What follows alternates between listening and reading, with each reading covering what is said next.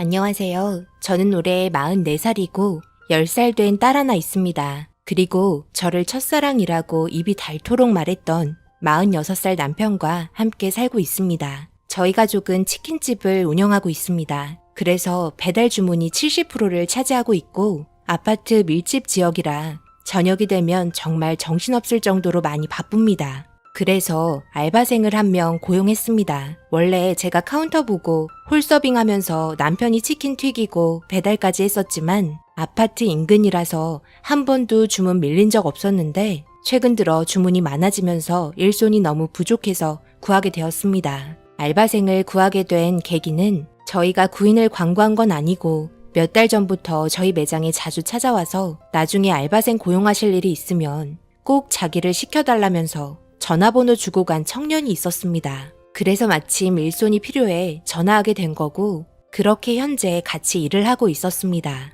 그런데 사람의 인생 정말 아무도 모르는 거더라고요. 저도 이런 일이 닥치게 될 거라고는 정말 생각조차 못했습니다. 이 알바생은 현재 22살입니다. 남편이 홀에서 치킨을 열심히 튀기면 알바생이 배달을 갑니다. 일도 잘하고 이런 쪽에 예전부터 일을 많이 했다고 하더라고요. 그래서 저희가 따로 가르칠 만한 일도 없었습니다. 그래서 열심히 하는 모습이 좋아 남편이 시급도 올려주는 게 좋을 것 같다는 말에 저도 좋게 봐왔기 때문에 그렇게 하자고 했습니다. 그런데 왠지 모를 여자의 느낌이라고 해야 하나요? 알바생에게 느껴지는 무언가의 느낌이 별로 좋지는 않았습니다. 잠깐 배달 일이 공백이 생길 때면 앉아서 쉬라고 하는데 테이블에서 쉬면서 지그시 남편을 쳐다보는데 그 눈빛이 마음에 안 들었습니다. 꼭 무언가를 숨기는 것 같은 느낌이었고 한두 번 신경이 쓰이다 보니 계속해서 눈길이 가기 시작했습니다. 그러다 보니 가끔 저와 눈이 마주칠 때도 있었고 순간 깜짝 놀라며 회피할 때가 한두 번이 아니게 되었죠. 그렇게 점점 작게 신경 쓰이던 일들이 하나 둘씩 행동 하나하나가 뭐든 거슬리게 되었고 나중에는 남편에게 집에 와서 제가 느꼈던 감정을 털어놨습니다. 여보, 알바생 뭔가 이상하지 않아? 느낌이 썩 좋은 편은 아니야. 22살인데 아직까지 일자리도 제대로 구하지 못한 것도 걸리고 그리고 홀에서 쉬고 있을 때면 당신을 지그시 쳐다보면서 눈을 떼질 못한다니까? 마땅히 일을 못 구했을 수도 있는 거고 22살이면 아직 창창한 나이인데 자기 인생 알아서 개척하겠지. 그리고 내가 하는 일을 잘 봐놨다가 더 많은 일을 배우고 싶어서 그런 거 아닐까? 꼭 자기 매장인 것처럼 열심히 하려고 하잖아. 그게 의심스럽다는 거야. 아무리 그래도 우리가 알바생 한두 번 써봐? 어쩔 때 단기 알바 몇 번 써본 적 있잖아. 그런데 어땠어? 딱 시급만큼만 움직이려 하고 거의 시간 때우려고만 하지 꼭 자기가 사장인 것처럼 행동하진 않았잖아. 자기 일에 자부심을 가지면 그럴 수도 있는 거야. 돈을 버는 것도 좋지만 하는 일에 있어서 정말 자기 가게인 것처럼 일하는 게 얼마나 좋은 마인드인데 분명 나중에 크게 될 인물이야. 뭐든 잘할 것 같아. 일 잘하고 있으니 너무 안 좋게만 보려고 하지 마. 우리야 같은 시급으로 일 잘해주면 땡큐인 거지.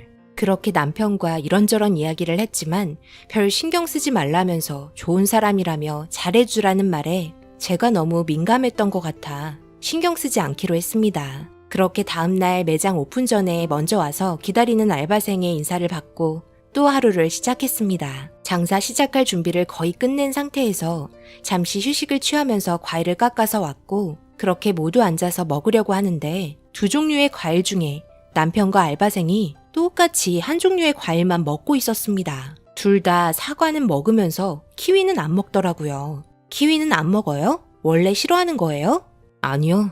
어렸을 때부터 못 먹었어요. 알레르기가 있어서 피하게 되는 과일이에요. 정말? 나도 키위는 안 먹는데. 나도 키위 알레르기 있거든. 정말 신기한데? 저도 이 말에 정말 많이 놀랐습니다. 키위 알레르기 있다는 남편 처음 만났을 때 정말 많이 놀랐는데 알바생까지 알레르기가 같다는 말이 점점 더 이상하게만 느껴지게 되었습니다. 무언가 닮았다는 느낌을 받았고 생긴 것도 어딘가 모르게 닮은 것 같아 단둘이 있을 때 남편에게 지나가는 말로 한마디 던졌습니다. 내가 첫사랑 맞는 거야? 정말 나 말고 다른 여자 만난 적 없어? 갑자기 웬 뚱딴지 같은 소리야. 왜? 내가 바람이라도 폈을까봐? 그런 거 없고 나는 네가 내 인생의 처음이야. 그러니 걱정 말라고. 남자들은 다 그렇게 말하더라. 그런데 알고 보면 아니더라고. 혹시 알아? 당신도 나 몰래 숨겨둔 자식이 있을 수도 있지. 알바생이랑 당신 서로 닮은 것 같기도 하던데? 점점 이 사람 이상해지는 것 같네. 왜? 알바생이 알레르기가 있는 것 같으니까 내 아들이라도 되는 것 같아? 내가 볼 때는 하나도 닮은 것도 없는데 어디가 똑같다는 거야? 괜히 그런 거 하나 우연하게 일치했다고 괜한 사람 죄인 취급하지 마. 얼마나 많은 사람들이 알레르기를 가지고 있는데 그럴 수도 있는 거지. 계속 이러면 나 진짜 화낸다. 언성이 높아진 남편의 말에 이런 일로 괜히 싸움 날 것 같아 조용히 지나갔습니다. 혼자만의 쓸데없는 상상이라고 생각했습니다. 그렇게 서로의 미묘한 아슬아슬한 감정 속에 제가 너무 예민해진 것 같아 남편에게 미안하다고 했고 기분 풀라며 애교 섞인 목소리로 기분을 풀어줬습니다.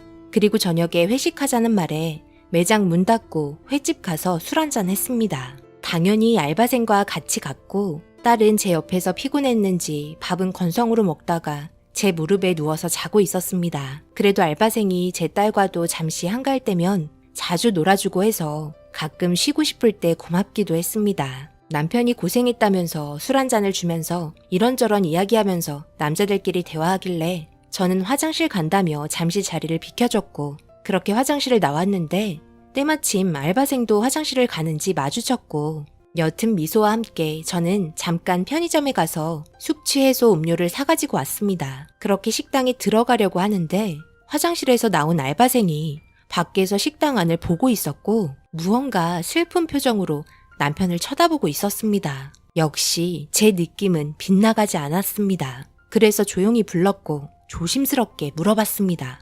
내가 요 근래 받은 느낌이 별로 좋지 않아서 그러는데 혹시 우리 남편과 어떤 연관이 있는 거예요? 내가 보려고 한 건 아닌데 분명 우리 남편을 슬픈 표정으로 힘들게 보고 있던데 무슨 할 말이 있는 것 같기도 하고 나한테 솔직하게 말해줄 수 있어요? 그게 제가 지금 이 자리에서 말하기에는 상황이 딱히 좋은 것 같지는 않네요. 내일 따로 이야기하면 안 될까요? 역시 무슨 일이 있는 거죠? 그럼 남편도 지금 우리 기다리고 있으니 일단 오늘은 들어가고 내일 다시 이야기하는 걸로 해요. 그렇게 저희는 식당으로 다시 들어가 식사를 마쳤고 인사하고 헤어졌으며 집에 도착하자마자 술을 많이 마셨는지 피곤하다면서 남편은 씻고 잠들었습니다. 저는 그날 잠 한숨 잘 수 없었습니다. 도대체 어떤 상황 때문에 찾아온 건지 너무 궁금했습니다. 제 머릿속의 한계는 내가 모르는 남편의 자식일 거라는 생각 외에 다른 생각은 전혀 나지 않았습니다. 그리고 다음 날 저는 남편보다 좀 더 일찍 출근한다고 하고 1시간 일찍 나왔습니다. 먼저 매장에 도착했는데 매일 1시간 전에 출근하던 알바생은 출근하지 않았고 그날 저희에게 말도 없이 결근을 하고 말았습니다. 당연히 전화 또한 받지 않았고 어제 일 때문에 자기의 상황이 들켜서 숨어버렸다고 생각했습니다. 그리고 매장 문을 닫으려고 하는데 알바생이 찾아왔고 그날은 바쁜 상태가 아니었기 때문에 좋게 좋게 넘어갔습니다. 무슨 일이 있었는지도 모르는 상황에 무조건 화부터 낼 수 없었고 저와 남편은 얼굴을 푹 숙이고 죄송하다고 말하는 알바생과 함께 다시 매장으로 들어갔습니다. 저는 매장 안에 잠시 쉴 수 있는 작은 방에 잠들어 있는 딸을 눕혔고 침묵만 흐르는 매장 안에서 알바생이 어렵게 입을 떼기 시작했습니다. 그런데 저는 생각지도 못한 충격적인 말을 듣고 말았습니다. 그래, 오늘 무슨 일이 있었던 거니? 갑자기 말도 없이 안 나와서 정말 많이 걱정했단다. 정말 죄송합니다. 집에 일이 있어서 연락을 할 수가 없었어요. 저희 엄마가 지금 몸이 많이 안 좋은 상태라서 병원에 갔다 왔습니다. 많이 편찮으시니? 그럼 문자라도 한 통 남겨주고 내일 나오지 그랬어. 우리가 그렇게 야박한 사람들도 아닌데. 그게 저희 엄마가 이제 시간이 얼마 남지 않은 상태라 오늘 찾아올 수밖에 없었네요. 그게 무슨 말이니? 시간이 얼마 남지 않았으면 어머니 곁을 더더욱 지켜야지. 얼른 서둘러 가봐라. 그게 저희 엄마와 사장님의 관계 때문에 온 거예요. 예전에 서로 알고 계셨다고 하던데 제가 여기를 어떻게 찾아올 수 있었냐면 저희 엄마가 첫사랑이라고 하시더라고요. 대학교 때 서로 만났다고 하셨는데 그래서 엄마 친구분들 중에 사장님 매장을 알고 계시는 분이 계셔서 이렇게 찾아오게 되었네요. 뭐? 첫사랑? 그러니까 너희 엄마가 우리 남편 첫사랑이었다고? 내가 첫사랑이라고 했는데? 그래서 왜 찾아온 건데? 속 터지니까 빨리 요점만 말할 수 없겠니? 정말 숨 넘어가겠다. 일단 나는 어젯밤부터 마음의 준비는 하고 있었단다. 그게 뭔 소리야? 둘이 뭐 있었어? 나만 모르고 있었던 거야? 첫사랑? 대학교 때? 미숙이? 뭐? 미숙이? 대학교 때의 일을 지금까지 기억하고 있는 거야? 얼마나 특별했으면 이름 말하지도 않았는데 이름이 바로 나오네? 미숙이 아닌데요. 저희 엄마 이름은 선희인데요. 양선희. 뭐야? 첫사랑이 도대체 몇 명이었던 거야? 내가 첫사랑이라며 이 나쁜 놈아. 잠깐 진정해봐. 뭐? 선희? 양선희? 대학 시절 졸업 얼마 안 남겨놓고 잠깐 만났던 양선희? 지금 몸이 많이 안 좋은 거야? 네. 저희 엄마가 현재 위암 4기이신데 이제 진짜 며칠 안 남은 것 같아요. 그런데 첫사랑 얼굴 한번 보고 싶다는 말에 수소문해서 이렇게 찾아왔는데 차마 입이 떨어지지 않더군요. 그래서 어느 정도 명분을 만들고자 알바 제안을 하게 되었던 겁니다. 갑작스럽게 이런 말해서 괜히 사장님 가정에 균열을 일으킨 것 같아 정말 죄송합니다. 그래도 자식 입장에서 엄마가 이제 하늘로 가시는데 소원 한번 못 들어드리겠습니까? 제발 부탁입니다. 한 번만 얼굴 보여줄 수 있으신가요?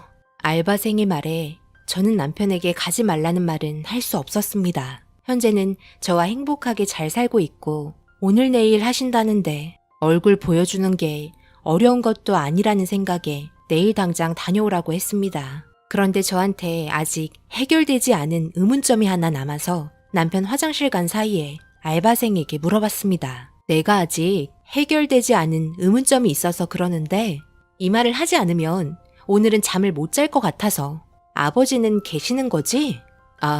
아버지요? 제가 어렸을 때 돌아가셨다고 하더라고요. 그래서 저는 얼굴 한번 본 적 없네요. 아, 그래? 내가 괜한 질문을 했구나. 미안하다. 왜냐하면 같은 알레르기를 가지고 있는 사람이 흔한 건 아니잖아. 특히 키위 알레르기는 진짜 너무 드문 경우라서 괜한 의심을 했네. 저희 엄마도 키위 알레르기를 가지고 계세요. 그래서 저도 똑같이 유전이 된 거예요. 이런 점 때문에 저희 엄마가 첫사랑이라고 하면서 자주 따라다녔다고 하더라고요. 저는 이번 주까지만 일하고 이제 일을 그만둬야 할 것 같아요. 죄송합니다. 그건 너무 신경 쓰지 마. 다른 사람 구하는 건 어려운 거 아니니까. 어서 들어가서 엄마 챙겨드려. 하루하루 시간이 아깝잖니. 그렇게 남편 화장실 갔다 왔고 내일 보자면서 병원 위치 물어봤습니다. 무언가 가슴이 찡한 느낌도 있었고 남편에 대한 질투심과 배신감이 교차했네요.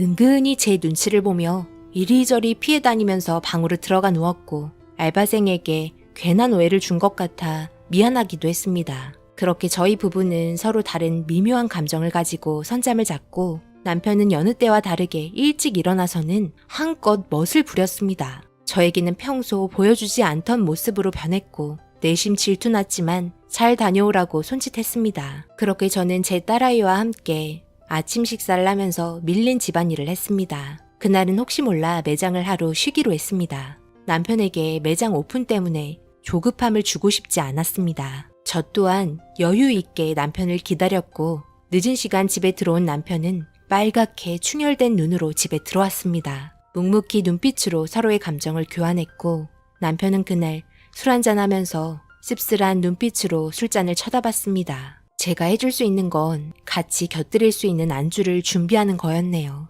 그리고 다음날 아무렇지도 않은 척 평상시처럼 생활했고 매장 오픈과 함께 알바생도 찾아와 일을 시작하겠다며 준비하고 있는데 전날에 남편과 상의 후 정말 얼마 남지 않았다는 말과 함께 짧은 시간 같이 보내게 해줘야 한다면서 월급 정산해서 보내는 게 좋을 것 같다는 남편의 제의에 저 또한 동의했습니다. 그래서 월급 정산해줬고 미안해하는 모습에 엄마 잘 챙기라며 조금 더 챙겼으니 나중에 시간 될 때 치킨 먹고 싶으면 놀러 오라고 말했습니다. 아들은 없지만 제 딸과 잘 놀아줘서 그런지 왠지 아들 같은 느낌이 들었습니다. 그렇게 저희는 저녁에 정신없이 일을 했고 매일 심심해하다가 골아 떨어진 우리 아이 많이 놀아주지 못해 너무 미안했습니다. 힘겹게 업어서 차에 태우고 집에 와서 씻어야 해서 깨었더니 졸리다며 투덜대는 우리 딸 간신히 씻기고 재웠습니다. 그리고 잠시 찾아온 여유에 남편과 술 한잔하면서 이런저런 이야기를 했습니다. 그리고 알바생과 둘이 했던 이야기를 말했고 남편은 그런 말을 왜 했냐면서 괜한 상처 줬다고 저에게 화를 냈지만 저 또한 의심할 수밖에 없었다면서 이해해달라고 말하며 마무리했습니다. 그리고 남편의 첫사랑이 하늘로 떠났다는 말을 전해 들었고 마침 그날 친정엄마가 저희 집에 오셔서 저와 남편만 장례식장에 찾아갔습니다. 장례식장에는 거의 텅텅 비어 있었고 처음 보게 된 남편의 첫사랑인 그녀의 영정사진을 접하게 되었네요. 그리고 와줘서 고맙다는 알바생에게 위로를 전했습니다. 엄마가 떠날 거라는 걸 알고 있었는지 마음의 준비를 그동안 했던 건지 덤덤한 눈빛으로 엄마의 사진을 보는 알바생을 보니 제 마음이 아파지기 시작했습니다. 저는 아무 말 없이 다가가 손을 잡아주며 좋은 곳으로 떠나셨으니 걱정하지 말라며 옅은 미소를 띄워줬습니다. 제 마음이 잘 전달됐는지 저에게 미소로 답을 해주더군요. 그렇게 저와 남편은 다시 집으로 돌아왔고 혼자 남아있는 게 걸린다면서 같이 있어줘야 한다는 말에 조심히 다녀오라고 말했습니다. 다음 날이 됐는데 들어오지 않은 남편이 걱정이 돼서 친정엄마에게 잠시 딸을 맡기며 아침 챙겨드리고 나왔습니다. 그리고 장례식장에 들어왔는데 남편과 알바생이 전날에 술을 좀 마셨는지 함께 잠을 자고 있는 모습을 보곤 안쓰러워 비치되어 있던 이불을 가져와 덮어주었습니다. 그런데 알바생이 누워있던 자리에 가방이 있었는데 그 가방 안에 작은 앨범 같은 게 보였고 저는 살짝 꺼내서 열어보게 되었습니다. 그 앨범에는 어렸을 때 자기 엄마와 찍었던 여러 사진들이 있었습니다. 그렇게 끝까지 보게 되었는데 마지막 장에 남편과 첫사랑이 대학교 시절 함께 찍은 사진이 있길래 살짝 놀라며 쳐다보고 있었습니다. 그런데 사진 모서리에 작게 쓰인 글씨에 너무 놀랐고 다시 보고 또 보고 다시 봐도 선명하게 적혀있는 아빠라는 글씨를 보고 말았습니다. 그리고 저는 뻗어서 자고 있는 둘을 번갈아가며 쳐다봤고 자는 모습하며 닮아있는 얼굴에 털썩 주저앉고 말았네요. 처음부터 저한테 느꼈던 느낌은 정확했고 저에게 거짓말을 했던 알바생에게 화가 치밀어 올랐습니다. 어차피 제가 알게 된 일이고 이 문제를 숨기기도 그렇고 엎질러진 물 주워 담을 수 없으니 확실하게 하고 넘어가고자 둘 다 깨었습니다. 정신 못 차리자 저는 소리치며 빨리 일어나라고 했네요. 여기에 잠만 자러 온 거야? 빨리 일어나. 언제까지 잠만 잘 거야? 여기가 너희들 안방이야? 정신 차리고 둘 다 앉아봐. 지금 내가 너무 충격을 받아서 어떻게 해야 할지 결정을 못 하겠어. 빨리 일어나. 왜 그런데? 왜 이렇게 화가 나 있는 거야? 일어났잖아. 그만 소리 질러. 뭔 일인데 그래? 이거 봐봐. 마지막 장 보고 나한테 솔직하게 모든 걸 말해야 할 거야. 알겠어? 제가 던진 앨범에 남편은 비몽사몽한 상태로 받았고 맨 뒷장을 펼치려는 순간 알바생은 앨범을 뺏으려고 했습니다. 저는 소리치며 가만히 있으라고 말했고 엄청나게 화가 나 있는 저를 보곤 고개를 떨구며 안절부절하면서 저희 남편을 쳐다봤습니다. 남편은 마지막 장을 보면서 이건 그냥 자기 대학 때 같이 찍은 사진이라면서 보고 있는데 아빠라고 적힌 작은 글씨를 봤는지 놀라는 표정을 지으며 남편은 알바생을 쳐다봤네요. 둘 다 서로 바라보기만 하고 아무 말이 없었고 저는 둘 다 이 상황을 해명하라고 했습니다. 나는 정말 모르는 일이야. 진짜 모른다니까? 얘가 내 아들이라고? 이게 말이 돼? 나야말로 충격인데 내가 여태까지 몰랐잖아. 여기 적힌 글씨 이거 뭐니? 진짜 네가 내 자식이라고? 선이가 나한테 아무 말도 없었고 졸업 후에 나는 바로 군대 가면서 헤어졌다고. 저번에 병문안 갔을 때도 아무 말 없더구만. 지금 나 가지고 장난하는 것도 아니고 너 입으로 말해봐라. 이게 지금 무슨 상황이냐? 네, 저희 엄마가 저 어렸을 때 아빠가 멀리 일을 하러 나가셨다고 말했었는데요.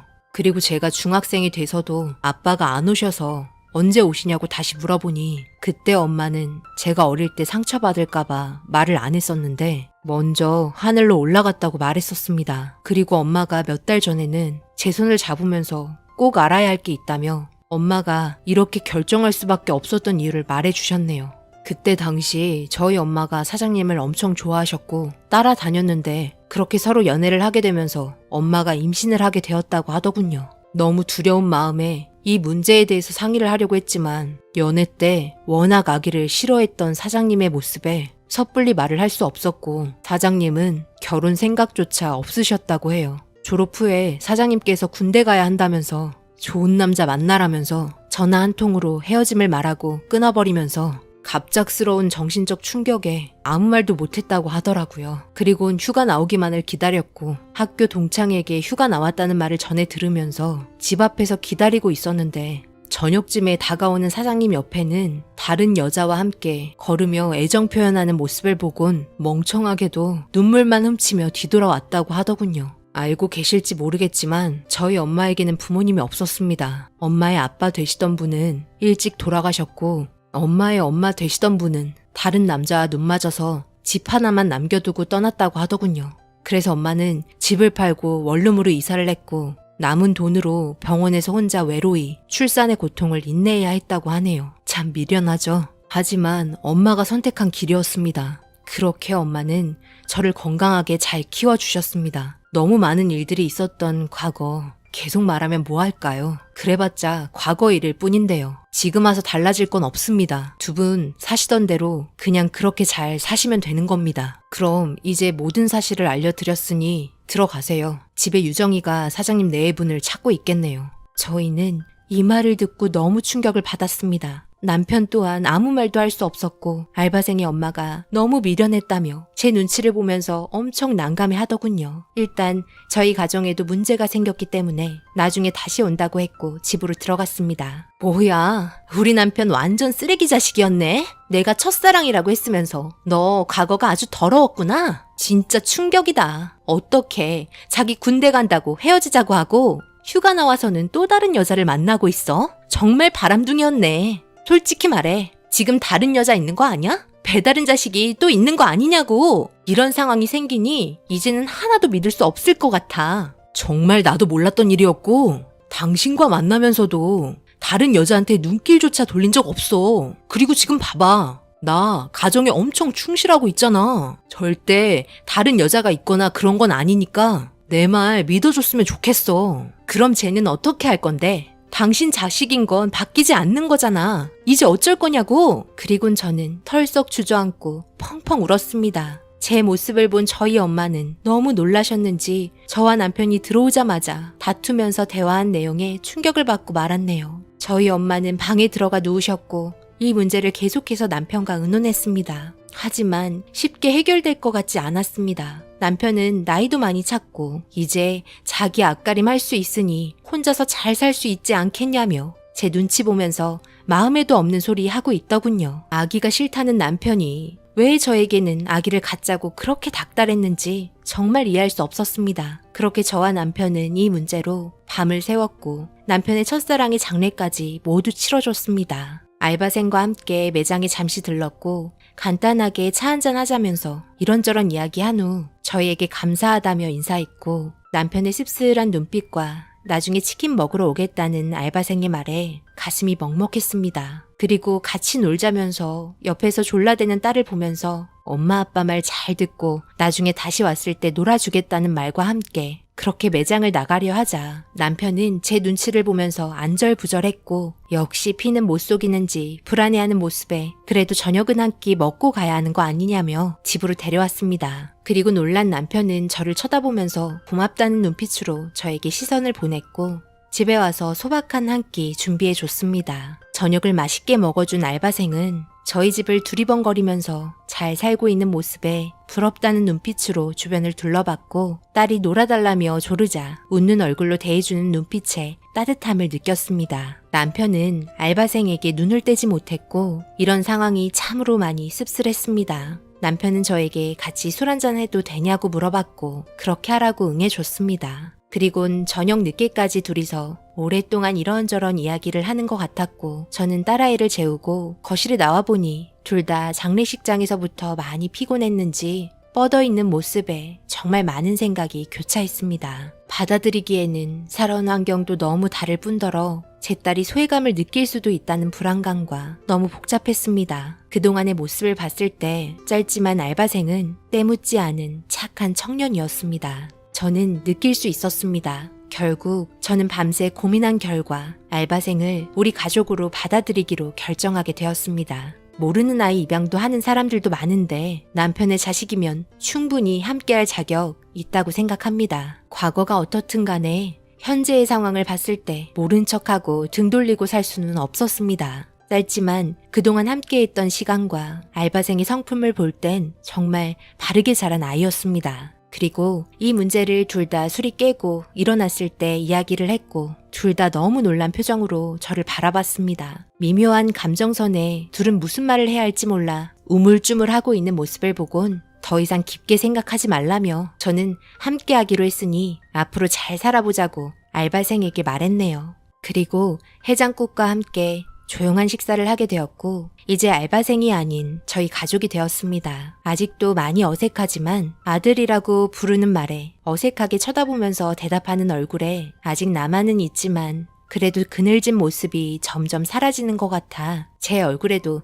옅은 미소가 띄어졌고 제 마음에 또 다른 꽃이 하나 피어나고 있네요. 이제 한 개의 꽃이 아닌 두 개의 꽃이 자라고 있으니 무럭무럭 잘 크게끔 사랑을 줘야겠습니다. 당연히 양가 부모님 이 소식 듣고 난리 났지만 저희의 확고한 생각에 결국 응해주셨네요. 어차피 결정은 저희가 하는 거니 누가 뭐라고 해도 바뀌는 건 없었습니다. 앞으로 행복하게 잘 살기만 바랄 뿐입니다. 그동안 받아볼 수 없었던 아버지의 사랑 느껴주게 하고 싶습니다. 저희 가족의 결정에 사랑과 축복이 함께할 수 있게 여러분들의 따뜻한 한마디 듣고 싶네요. 비록 저희도 부족하지만 열심히 부딪히며 잘 살아보겠습니다. 인생 뭐 있나요? 이렇게 살아도 똑같고 저렇게 살아도 똑같은 걸 지금의 행복에 만족하며 살겠습니다. 제 긴 사연 읽어주신 분들 정말 감사드립니다. 그리고 이제 알바생이 아닌 아들 태은아, 우리 함께 잘 살아보자. 아직 어색하지만 사랑한다.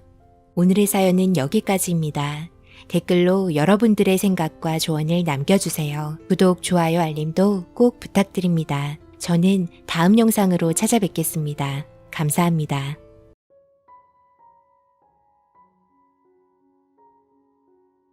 안녕하세요. 저는 현재 35살에 법무법인에서 비서로 일하고 있는 여자입니다.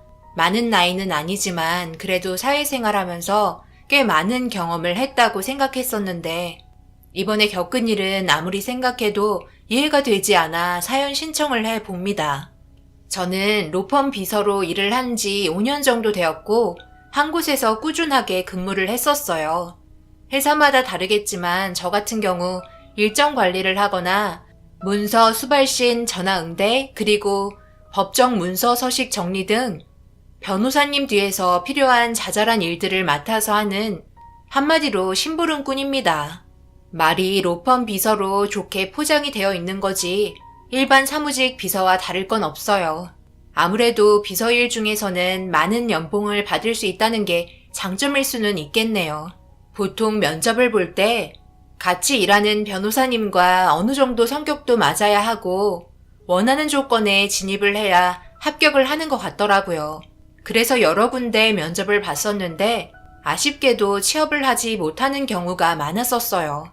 생각보다 진입 장벽이 높아서 몇 번의 면접을 시도한 끝에 저를 좋게 봐주신 로펌이 있어 다행히 취업을 할 수 있었고 첫날 저와 함께 일을 하게 될 변호사님의 얼굴을 보게 되었어요. 변호사님이 원하는 조건에 제가 어느 정도 진입을 했었는지 그래도 첫 대면이 나쁘지 않았습니다. 앞으로 제가 해야 될 일들은 인수인계 받았고 첫날이라 사무실 분위기와 변호사님과 이런저런 대화를 주고받으며 제가 취업했다는 걸 실감할 수 있었어요. 앞으로 저와 제일 많이 부딪히게 될 변호사님과 처음으로 같이 점심을 먹으며 궁금한 점에 대해서 서로 대화를 하며 좋은 분위기를 이끌어 나가는데 저에게 하나의 조건을 제시했고 그 조건은 그때 당시 어려운 문제는 아니었습니다. 같이 일을 하면서 다른 건 크게 상관없지만 제일 중요한 게 아무래도 제가 일하는 공간에는 들어오지 않았으면 좋겠어요. 누가 함부로 들어오는 걸 제일 싫어하거든요. 그래서 새벽에 청소하시는 분도 절대 들어오지 않으세요. 이 부분만 지켜준다면 앞으로 김 비서와 제가 함께 일을 하는데 큰 문제는 없을 것 같습니다. 어떤 일이 있어도 절대 들어오지 마세요. 약속 지켜줄 수 있죠? 그럼요. 그 정도야 어려운 것도 아니니까요. 아무래도 사건 서류가 많아서 예민하신 분들도 있으시죠? 다른 건 또 없으세요? 변호사님은 다른 건 문제될 게 없다는 듯 고개를 흔들었고 때마침 음식이 나와 살짝 어색해지려는 공백을 깨주었습니다. 그렇게 변호사와 첫 만남을 시작으로 함께 일을 하면서 저희는 점점 친해졌고 개인적으로 만나 저녁 식사를 하게 되는 경우도 생기기 시작했어요. 1년차 때와 다르게 3년 정도 지나니까 서로에 대해 많은 것들을 알 수 있었고 가끔 이상한 감정을 느낀 적도 있었습니다. 저에 대해 관심을 표현해 주는 게 마음에 들어서 나타내는 감정 같기도 하고 때론 일하는 직원이고 제 나이가 변호사님과 아무래도 나이 차이가 꽤 있다 보니 동생처럼 대해주시는 경우도 있었어요. 그런 복잡한 감정이 계속 반복되면서 저도 모르게 퇴근하고 같이 저녁을 먹다가 솔직하게 느낀 감정을 말하게 되었고 진지한 대화를 풀어나갔습니다. 솔직히 혼자 이런 감정을 느끼고 있었다는 건 말이 안 되는 것 같아요. 분명 변호사님도 저와 같은 마음이시죠? 그게 무슨 말이지? 같은 마음이라니?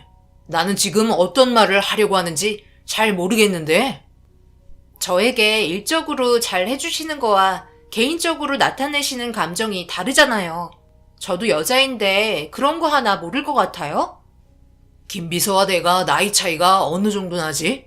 한 8살 정도 차이 나는 걸로 알고 있는데 일할 때는 당연히 지켜야 될 부분들이 있지만 퇴근하고 나선 오빠 동생으로서 대해주는 것 뿐인데 나랑 일하는 게 쉬운 것도 아니고 고생을 많이 하니까 조금 더 챙겨주고 싶고 잘 해주고 싶어서 관심을 많이 준 거고 그런데 이런 관심이 김 비서한테는 다르게 다가간 거구나.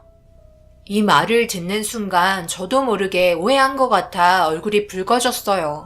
저는 한 번도 진지하게 연애를 한 적이 없었고 순결을 지켜왔었거든요.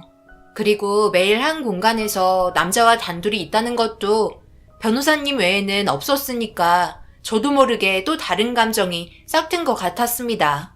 결국 오해의 결과로 인해 변호사님은 저에 대한 감정을 알게 되었고 귀엽다는 듯이 웃어 넘기셨어요. 약간 어색한 분위기에 저녁을 먹고 각자의 집으로 돌아가면서 쓸데없이 입을 놀려 앞으로 같이 일을 할 때 불편해질까봐 기분이 별로 좋지 않았어요. 그런데 다음날 평소와 똑같은 모습으로 저를 대해주셨고 저에게는 별 다른 감정이 없는 것 같았습니다. 다행히 전날에 있었던 일들은 잊어버릴 수 있었고 그렇게 평소와 다름없는 하루를 보냈어요. 그날따라 꽤 바쁘게 일 처리해야 될 게 많아 야근을 하게 되었고 변호사님은 외근을 했기 때문에 그 자리에서 바로 퇴근을 하셨습니다. 저녁을 먹지 못하고 쉬지 않고 일을 하고 있다가 속이 너무 쓰려 컵라면이라도 먹으려 하는데 누군가가 사무실에 들어오는 소리가 들렸고 꽤 낯익은 구두 소리에 고개를 돌려보니 변호사님이 저를 위해 배고플까봐 야식을 준비해 오셨습니다. 이런 대우는 처음이라 감동을 받았었고 같이 야식을 먹은 뒤 서둘러 처리해야 될 일들을 같이 해결하고 집까지 바래다 주셨어요. 이런 후위는 계속되었고 제가 아무래도 연애 경험이 없는 여자이지만 저에 대한 감정이 확실히 없다고 생각할 수 없었습니다. 그러던 도중 회식 때 직원들 먼저 돌아가고 둘이서 술을 마시고 있는데 그때 변호사님의 솔직한 감정을 느낄 수 있었어요. 나는 과거에 이혼을 한번 한 적이 있었거든. 그리고 내가 이혼을 하게 된 건 그때야 아내가 우리 부모님이 몸이 불편하셨는데 굳이 여행을 데려가겠다며 고집을 피우다가 사고가 나게 되었고 두 분이 세상을 떠나고 말았어. 그래서 도저히 아내의 얼굴을 보면서 내가 살아갈 수가 없어서 이혼을 하게 되었지. 그래서 누군가를 사랑하고 또다시 결혼한다는 게 나에게는 감정적으로 말 못할 부분들이 많아. 과거의 일들이 계속 생각이 날 것 같기도 하고 좋은 감정을 가지고 있는 사람이 있어도 쉽게 내 마음을 보여줄 수 없는 게 그 이유이기도 하지. 내 말이 무슨 뜻인지 잘 알고 있지? 이렇게까지 말하면 어느 정도 답이 된 것 같은데. 제가 느끼고 있던 감정을 똑같이 공유하고 있었지만 그렇다고 섣불리 저에게 다가올 수 없는 이유 또한 있었습니다. 갑작스럽게 자신의 마음을 고백한 이 남자가 저를 당황하게 만들었고 한동안 서로의 눈빛을 주고받으며 예상하지 못한 전개가 흘러가기 시작했어요. 서로 어느 정도의 마음을 알아서 그런지 전보다 더 조심스러워졌고 말 한마디 한마디 신경이 쓰였습니다. 평소에는 쉬는 시간일 때면 장난도 치며 꽤 즐거운 하루를 보낸 반면 서로의 마음을 알게 된 이후 모든 행동 하나하나를 살펴야 했어요. 그런 시간들이 반복이 되면서 일적인 부분들에서도 불편해지기 시작하자 이건 아닌 것 같았는지 퇴근하고 저녁이나 함께 하자는 말에 둘이서 진지하게 대화를 나누기 시작했고 저희는 그 시간 이후 연인 사이로 발전하게 되었습니다. 회사의 철칙 하나는 사내 연애는 금지였기 때문에 저희는 비밀로 연애를 하기 시작했고 그렇게 시작된 연애는 결국 회사에서도 알게 될 수밖에 없는 날이 다가오게 되었어요. 결혼에 대해서 말이 나왔기 때문이죠. 함께 하고 싶다는 그 사람의 고백이 싫지 않았고 저희 부모님과 진지한 대화를 원했고 자리가 마련이 되었습니다. 우리 딸과 결혼을 하겠다는 말에 내가 얼마나 놀랐는지 몰라요. 한평생 남자를 만나본 적도 없는 딸이 갑자기 변호사 일을 하는 남자를 소개해주니 내가 얼마나 당황스럽겠어요. 우리 딸에게 대충 이야기는 들었어요. 그동안 함께 지내면서 좋은 감정을 가지게 되었어요. 가볍게 만나는 게 아니라 진지하게 결혼까지 생각하면서 만나왔었고요. 그러다 보니 더 이상 시간을 끄는 건 저에게도 좋지 않지만 김비서한테도 좋지 않을 것 같아 제가 서둘러 결혼 얘기를 먼저 꺼내게 되었네요. 저희 현재 진심으로 사랑하고 있고 앞으로 행복한 삶을 살고 싶습니다. 결혼 허락해 주십시오. 부모님과 많은 대화를 하면서 앞으로의 계획을 세우기 시작했고 저 또한 이 남자가 싫지 않았기 때문에 제 마음 또한 확고하다는 걸 보여줬어요. 그렇게 저희가 원하는 결혼식이 진행이 되었고 앞으로 행복할 일만 남았었어요. 이 남자를 통해 처음 연애를 해봤고 결혼까지 이어졌다는 건 운명이라고 생각했어요. 한 남자를 만나 이렇게까지 사랑하게 될 거라곤 저도 전혀 생각하지 못했으니까요.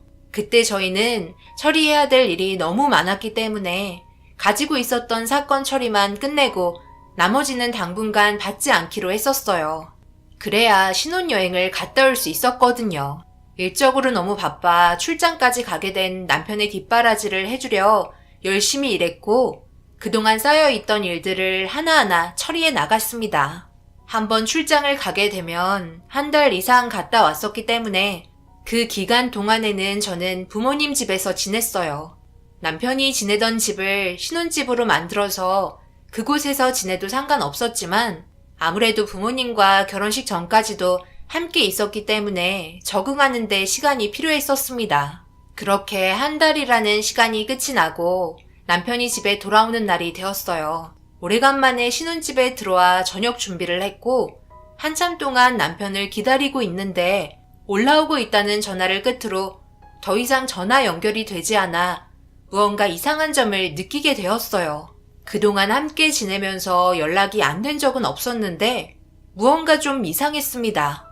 도착할 시간에 맞춰 준비한 음식은 전부 식어서 어쩔 수 없이 냉장고에 들어가게 되었고 남편은 새벽 4시가 되어서야 집에 도착할 수 있었어요.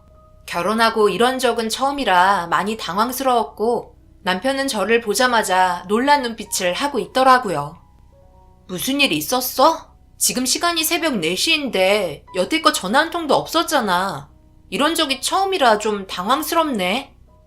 아, 갑자기 급한 볼일이 있었어. 의뢰인 상담이 들어와서 급한 용건이라 어쩔 수 없었네. 어차피 집에 들어올 건데 방에 들어가 자고 있지 그랬어. 여태 기다린 거야? 연락이라도 했어야 했는데 상담이 길어지다 보니까 이렇게 됐네. 가서 뭐 좀 먹고 왔어? 안 먹었으면 밥 차려줄까? 다음부터는 무슨 일이 있을 것 같으면 꼭 연락해줬으면 좋겠어. 상담하면서 저녁 먹어서 안 차려줘도 돼. 다음에는 내가 꼭 연락할게. 걱정하게 해서 미안해. 어서 들어가자. 남편은 처리해야 될 일을 마저 끝내야 한다며 서재에 들어가 이것저것 서류를 정리했고, 저는 남편이 별일 없이 들어와서 긴장이 풀렸는지 금세 피로가 쌓여 방에 들어가 눈을 붙였습니다. 다행히도 다음 날은 휴일이라 집에서 푹 쉴 수 있어 늦게까지 눈을 붙였습니다. 남편은 서재에 침대가 있기 때문에 일 처리를 하다가 서재에서 잠이 들었고, 깊이 잠이 든 것 같아 깨우지 않고 놔뒀어요. 그런데 책상에 이상한 물건 하나가 눈에 띄어 집어 들었는데 작은 상자 안에 반지가 있더라고요. 그리고 그 순간 남편이 눈을 떴고 제가 상자를 들고 있자 화들짝 놀라며 상자를 빼서 서랍에 급히 넣었습니다. 그 반지 뭔데 급하게 서랍에 넣는 거야? 보면 안 돼? 꽤 비싸 보이는 반지인 것 같은데? 나 주려다가 들킨 거야? 아, 그런 거 아니야. 이거 의뢰인 반지야. 내가 잠시 맡아두기로 했어. 사건 해결할 때 사용할 증거물이야. 신중히 다뤄야 한다고. 노크라도 하고 들어오지 그랬어. 내가 서재에 함부로 들어온 거 싫다고 했잖아. 개인 공간에 대한 프라이버시는 어느 정도 지켜줬으면 좋겠는데. 무슨 냄새야? 아침밥 차렸어? 안 그래도 배가 고팠는데 잘 됐다. 그럼 나갈까? 남편의 당황스러운 눈빛도 처음 봤지만 급하게 반지를 서랍에 넣는 것도 이상해 보였습니다. 증거물이라고 하기에 남편의 표정 관리가 되지 않았거든요. 그때 당시 제가 남편을 뒷조사해야 한다는 것도 생각해 본 적 없었어요. 결혼한 지 얼마 되지 않았고 그동안 함께 있으면서 별 문제 없었거든요. 워낙 일이 바빠서 출장 가는 날이 많아 집에 들어오기만 하면 눈 붙이기 바빠 둘만의 시간을 보내기도 어려웠습니다. 급한 사건들만 끝내면 한숨 돌릴 수 있으니 그때 신혼여행을 계획했었는데 의문의 반지를 본 뒤로 또 하나 의심스러운 점을 발견하게 되었어요. 퇴근하고 들어온 남편의 정장을 정리하다가 갑자기 들어있길래 꺼내게 되었는데 꺼내면서 이상한 명함 하나가 발견이 되었고 그 안에는 주소와 함께 여자 이름이 적혀 있었어요. 빨간색으로 되어 있는 특이한 명함이었고 뒷면을 보니 또 다른 전화번호가 적혀 있었습니다. 별 생각 없이 다시 지갑에 넣으려고 펼치는 순간 지갑 안에 사진 한 장이 있었고 의문의 여자와 함께 찍은 사진이 들어있더라고요. 그 사진을 꺼내자 밑에는 저와 찍은 사진이 나왔고 맨 위로 올라와 있는 의문의 여자 사진 밑에 작은 글씨로 적혀있는 이름이 명함의 이름과 같아서 무언가 이상한 점을 발견하고 명함과 사진을 핸드폰으로 찍는 순간 남편이 저를 찾는 소리가 들리며 가까이 다가오길래 급하게 정장 안에 다시 지갑을 넣어두고 드레스룸에서 빠져나왔습니다. 저를 보며 밝게 웃으면서 배고프다고 칭얼거리는데 남편이 저를 대해주는 모습에서 충분한 사랑을 느낄 수 있었지만 제가 모르는 무언가 알 수 없는 불편한 감정에 어색한 웃음으로 감정을 표현해 줄 수밖에 없었어요. 남편이 저녁을 먹고 한 통의 전화를 받으며 잠시 볼일을 보고 온다는 말에 궁금했던 점을 알고 싶어 다시 남편의 서재에 들어갔고 서랍 안에 숨겨둔 상자를 열자 충격적이게도 상자 안에 의문의 여자 이름이 명함의 이름과 일치했습니다. 그 순간 남편이 바람을 피우고 있다는 걸 확실하게 느낄 수 있었어요. 무조건 바람이라고 생각했었습니다. 저를 사랑한다면 결혼식까지 하고 얼마 있다 혼인신고까지 했으면서 그 짧은 기간에 다른 여자를 만나고 있다는 게 너무나 충격이었습니다. 결국 남편의 뒷조사를 해봐야 할 것 같아 일을 쉬는 날 핑계를 대고 명함에 적힌 주소로 향했습니다. 꽤 깊은 산골에 진입을 하게 되었고 건물 한 채만 우두커니 있는 의문의 단독주택이었어요. 조용하니 아무도 없이 건물 하나만 있었습니다. 그곳에 누가 올지도 몰라 차를 안 보이는 곳에 숨기고 한참을 기다리고 있는데 아무도 왔다 갔다 하는 사람이 없었어요. 그렇게 한참의 시간이 흐르고 어두운 저녁이 되니 라이트를 비추며 차 한 대가 올라오더라고요. 숨죽이며 멀리에서 지켜보고 있는데 그 차는 다름 아닌 남편의 차량이었고 건물 안으로 들어가니 불이 켜졌습니다. 조심스럽게 차에서 내려 건물 밖에서 이리저리 살펴보고 있는데 아무래도 그 안에서 무언가를 하고 있는 건지 알 수는 없었어요. 갑자기 분위기 있는 노래를 틀었고 멀리에서 라이트를 비추며 다가오는 차량 한 대를 발견하고 급하게 몸을 숨겼습니다. 건물 앞에 차를 세우고 차 안에서 내린 사람은 사진 속에 있던 의문의 여자였어요. 정말 충격적이었죠. 이런 곳에서 다른 여자와 바람을 피우고 있다는 게 정신적으로 저를 너무 힘들게 만들었습니다. 남편은 의문의 여자가 도착한 걸 알고 문을 열며 반겨주었는데 남편의 입에서 여보라는 목소리가 들렸고 의문의 여자 입에서는 보고 싶었다며 믿을 수 없는 대화가 오고 갔어요. 더욱더 확실하게 알 수 있는 둘의 대화에 이혼했던 전 와이프인 건 아닌지 의문이 들었고 좀 더 알아보기 위해 들키기 전에 집으로 돌아왔습니다. 머리를 한 대 맞은 것 같아 집에 도착해서 한참 동안 눈물을 흘렸어요. 그리고 남편 서재를 샅샅이 뒤져 살펴보니 소름이 돋을 정도의 물건들을 발견할 수 있었습니다. 의문의 여자와 함께 찍은 사진이 엄청나게 많이 쏟아져 나왔고 또 다른 핸드폰을 발견할 수 있었어요. 그 안에 있던 핸드폰에는 의문의 여자가 이혼한 전처라는 걸 확실하게 알려주는 증거들이 수두룩하게 나왔어요.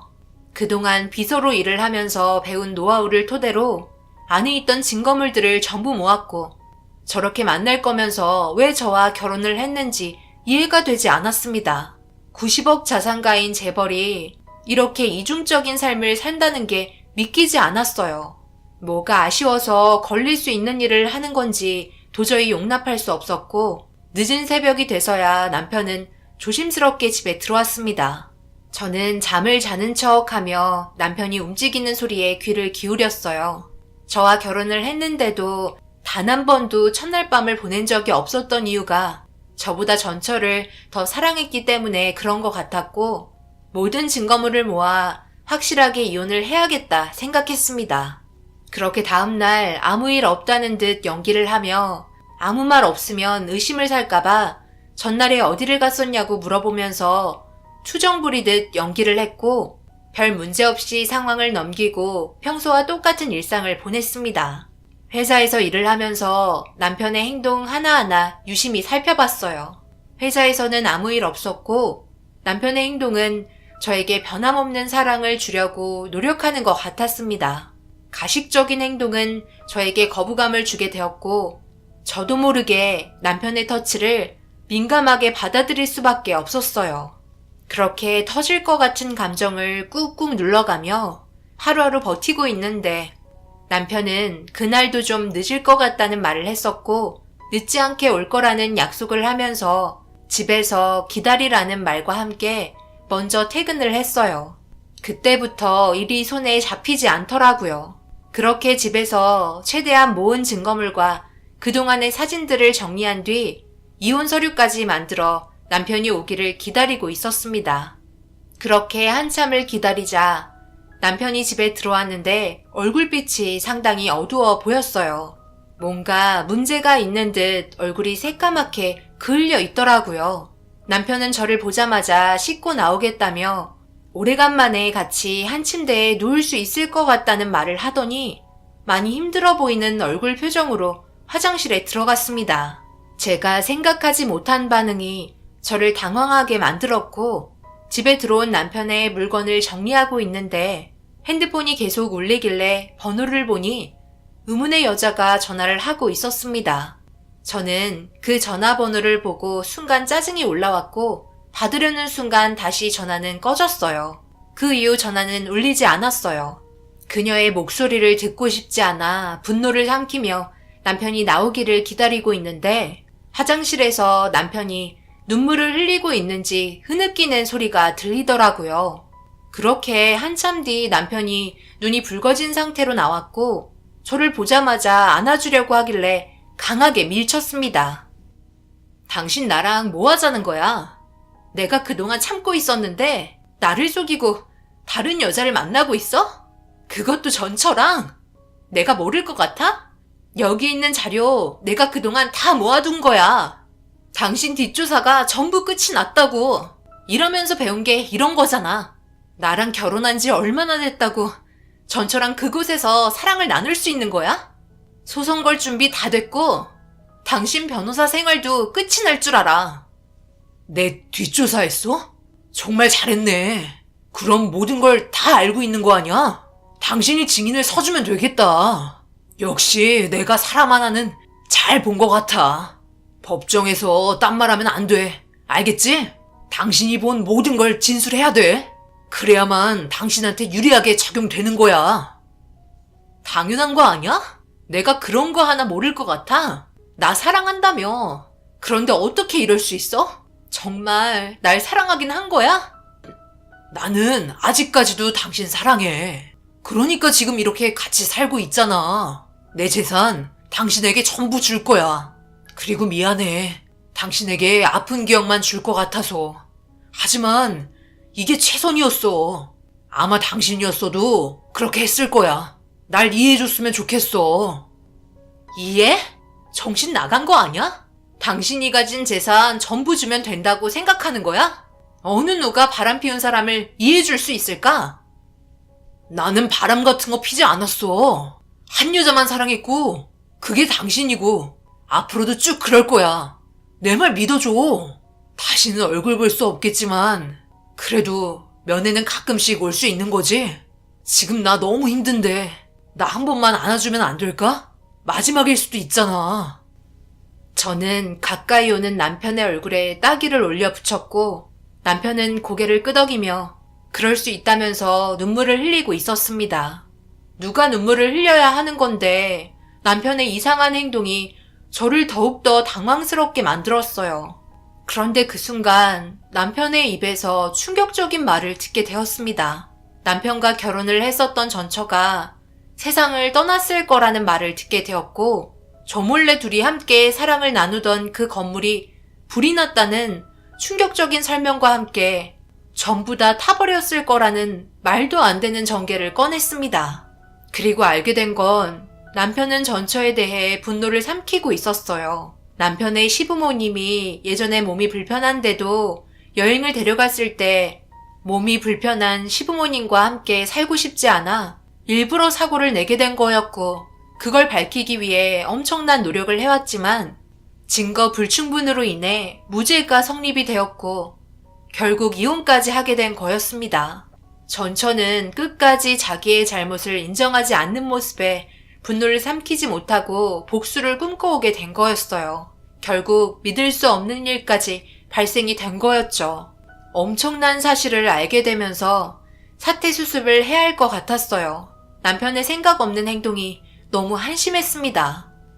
그럼 나는 그건 당신 입장이잖아. 어떻게 해서든지 밝혀내면 되는 걸 굳이 이렇게 했어야 돼? 빨리 가서 그 사람 구해야 돼. 안 그럼 당신 인생 정말 끝이 나버린다고. 왜 이런 일들을 나한테 한마디 말도 안 한 거야? 나 사랑한다며. 나 혼자 남는 게 당신은 좋아? 이렇게까지 하지 않으면 도저히 살 수 없을 것 같아서 그랬어. 그녀는 우리 부모님을 세상 떠나시게 해놓고 잘 먹고 잘 살고 있잖아. 법이 이래. 증거가 없으면 그 사람은 무죄가 성립이 된다고.